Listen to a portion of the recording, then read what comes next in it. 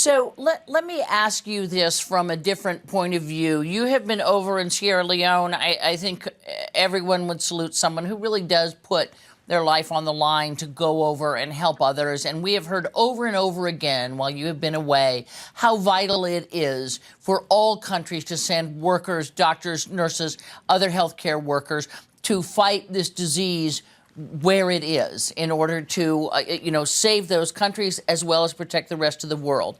But understanding that the doctor who is now in quarantine in New York City was home 7 or 8 days before he spiked a bit of a fever and then was put into isolation.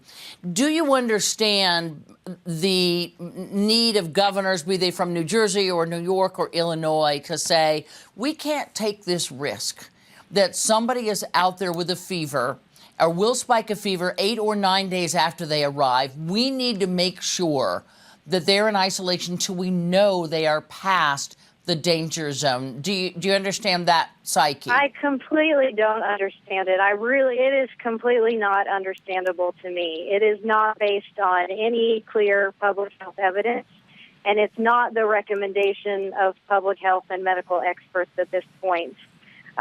I think we have to be very careful about letting politicians make medical and public health decisions. And all of the evidence about Ebola shows that if you are not symptomatic, you are not infectious. So, for instance, when I arrived, I was not symptomatic, and that Friday evening, they tested my blood, and I am negative. So if I have symptoms, and my blood is negative for Ebola, there's no way I can be confused. For anyone to tell me that I need to be and under a quarantine, this is completely unacceptable, and I believe, imposing. Perhaps because you have been gone, I know, again, for so long, in the United States, there have been what appear to be missteps by the CDC, certainly by a hospital in Dallas, which got an Ebola patient, someone who was ill from it, and clearly had was communicable at that point. And so there's been lots of. He wasn't an aid worker. Sure. No, absolutely. All I was going to say was that there is this feeling that the federal government and the doctors who advise the federal government don't actually know how to contain this. And I think it is out of that concern from the public thinking, wait a second, they told us it couldn't come here. They told us we could deal with it. And it hasn't always come to be so. They've had to change, as you know, some of their protocols in dealing with it for healthcare workers, et cetera.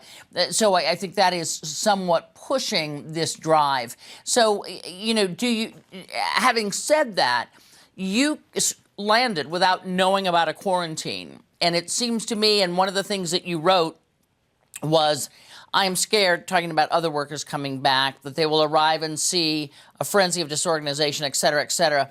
And most frightening, a quarantine. Can you tell me why the quarantine, of the fear that you certainly must have felt thinking, what are these people up to? Getting, a police ride with sirens and everything to the hospital. So I understand that fear and not knowing what's going on. But tell me what's frightening about a quarantine. For me, it's two things, and I've experienced it. So unfortunately, I think I can say these two things pretty confidently. And the first is that this is not evidence-based. For instance, are all of the workers that are taking care of me being quarantined? No, they're seeing me in their PPE, and then they're going home to their families. So the quarantine doesn't, in its, in how it's being carried out, it doesn't make sense. It's not evidence-based. And the second thing is, it's really inhumane. I just came back from one of the most difficult months of my life, and I am completely asymptomatic. And no one knows, no one can predict if I will develop Ebola or not in the next 21 days. And most aid workers who come back will not develop Ebola.